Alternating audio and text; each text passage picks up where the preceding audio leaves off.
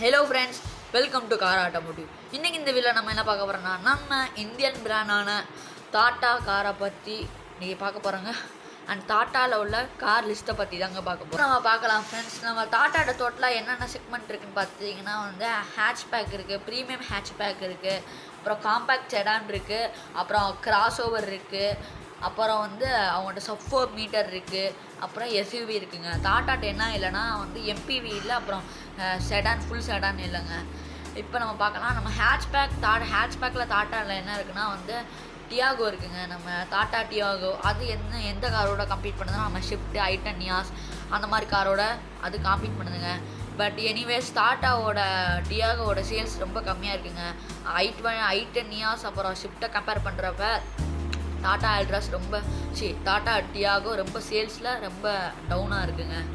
இப்போ இதுக்கடுத்து நம்ம பார்க்க போகிறது ப்ரீமியம் ஹேட்ச்பேக்கு. நம்ம ப்ரீமியம் ஹேட்ச்பேக்கில் என்ன இருக்குன்னா ஆல்ட்ராஸ் இருக்குங்க. ஆல்ட்ராஸ் எந்த காரோட கம்பீட் பண்ணுதுன்னா பெலினோ, கிளான்ஸா, அப்புறம் i20ங்க.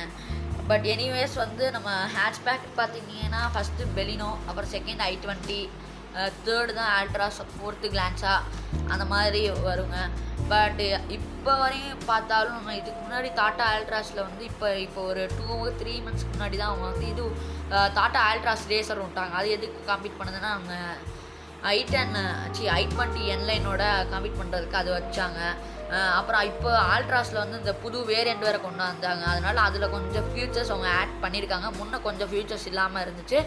இப்போ இவங்களும் i20க்கு ஈக்குவலாக கொண்டு வந்துட்டாங்க. இப்போ அதனால் எதுவுமே கால்குலேட் பண்ண முடியல. எந்த காரோட சேல்ஸ் ஃபஸ்ட்டில் இருக்குது அது இன்னும் அவங்களால கால்குலேட் பண்ண முடியல. எல்லாமே ஈக்குவலாக எல்லாமே சேல் ஆகுது. அப்புறம் டாட்டா ஆல்ட்ராஸ் பற்றி சொல்லவே வேணாம், இட் இஸ் அண்ட் குட் காருங்க. அப்புறம் இதுக்கடுத்து நம்ம பார்க்குறது கிராஸ் ஓவருங்க.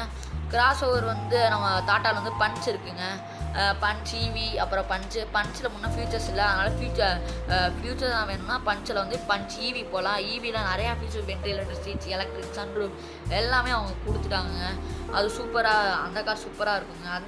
அந்த கார் எந்த காரோட கம்பீட் பண்ணுதுன்னா நம்ம மாருதி ஃப்ராங்ஸு, எக்ஸ்டர் அந்த மாதிரி காரோட இது காம்பீட் பண்ணுதுங்க. அப்புறம் காம்பேக்ட் செடான் நம்ம பார்த்தீங்கன்னா டாட்டாவில் டிகார் இருக்குங்க. டிகார் சேல் அவ்வளோவா இல்லை. எதோட கம்பேர் பண்ணுறப்போனா அது எந்த காரோட கம்பீட் பண்ணுதுன்னா ஹோண்டா அமேஸ், அப்புறம் டிசைர், அப்புறம் ஹுண்டாய் அவுரா. எப்படினாலும் நம்ம ஃபஸ்ட்டு இடத்துல அந்த காம்பேக்ட் செடானில் ஃபஸ்ட்டு இருக்கிறது நம்ம always Maruti Dzire, second Honda Amaze, third Hyundai Aura, fourth place கூட இந்த காரால் வர முடியலை because of the sales and because of the price ஆல்சோங்க. அந்த ப்ரைஸுக்கு அதில் ஃபீச்சர்ஸ் இல்லை, பவர் இல்லை, அதால் அது டிசப்பாயிண்ட் ஆயிடுச்சு. அப்புறம் டாட்டாவில் எஸ்யூவின்னு நம்ம பார்த்திங்கன்னா 2 கார் இருக்குது. ஹேரியர் இருக்குது, அப்புறம் சஃபாரி இருக்குது. ஹேரியர் 5 சீட்டர் கார், அப்புறம் சஃபாரி 7 சீட்டர் கார். ஆனால் ரெண்டுமே ஒரே மாதிரி தான் இருக்கும். சஃபாரியோட ஹேரியரோட சஃபாரி கொஞ்சம் ஒரு 100 மீட்டர் 200 மீட்டர் கொஞ்சம் ஜாஸ்தியாகும், அவ்வளோதான். நம்ம எப்படி சொல்லலாம், அவங்களுக்கு ஹுண்டாய் கிரிட்டா இருக்குல்ல, கிரிட்டாவும் ஆல்காசாரும் எப்படி கிரிட்டாவோட கொஞ்சம் சேர்த்து வச்சாங்க, ஆல்காசாரை அவங்க வச்சுருந்தாங்க. அதே மாதிரி தான் டாட்டாவும் ஹேரியரை அப்படியே கொஞ்சம் எக்ஸ்டெண்ட் பண்ணி சஃபாரியாக இருக்குது. இப்போ அதுக்கு வேறு ஃபேஸ் லிஃப்ட் விட்டாங்க. அது எல்லாமே அவங்க கரெக்டாக இருந்தாங்க. அந்த கார் சூப்பராக இருக்குது. இப்போ நம்ம டாட்டாவோட பாசிட்டிவ்ஸ் அண்ட் நெகட்டிவ்ஸ் பார்ப்போங்க. டாட்டாவில் பாசிட்டிவ்னு பார்த்திங்கன்னா அவங்களோட பில்டு குவாலிட்டி. எப்போயுமே அவங்க ஃபஸ்ட்டாக இருப்பாங்க, பில்டில் ஃபஸ்ட்டாக இருப்பாங்க.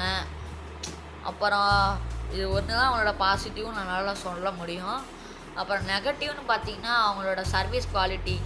இப்போ ஒன்று எக்ஸாம்பிள் எடுத்துக்கிறேன். இப்போ உங்கள் காரில் ஒரு ஸ்பேர் போயிடுச்சுன்னு வச்சுக்கோங்க, என்ன சொல்லலாம், ஒரு இன்ஃபோடைன்மெண்ட் சிஸ்டத்தில் ஒரு ஒரு ஒரு ஒரு என்ன சொல்ல ஒரு பக்கு தெரியுது ஒரு மாதிரி. அதை போய் அந்த சர்வீஸ் சென்டரில் போயிட்டு அவங்க கேட்டிங்கன்னா அவங்களே இது யோசிப்பாங்க, ஐயோ இது ஒன்றும் இல்லையே, அவங்கள சமாளிப்பாங்க. பட் ஏன், பிகாஸ் அவங்களுக்கு அது தெரியலை. அதனால் என்ன பண்ணால் டாட்டா கொஞ்சம் இம்ப்ரூவ் பண்ணிக்கணும். இந்த சர்வீஸ் குவாலிட்டியை கொஞ்சம் இம்ப்ரூவ் பண்ணால் டாட்டா சூப்பராக இருப்பாங்க.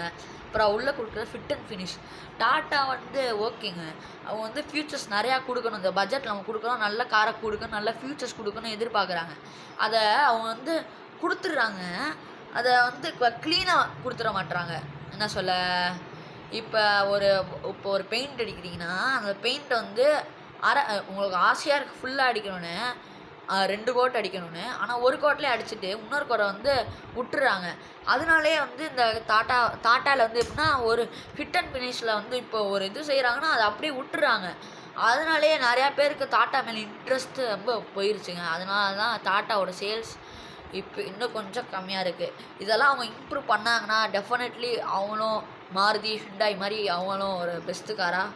தட்ஸ் ஆல் அபவுட் டாட்டாங்க. வேறோட வீடியோவில் நான் உங்களை சந்திக்கிறேன். Until then bye from car automotive.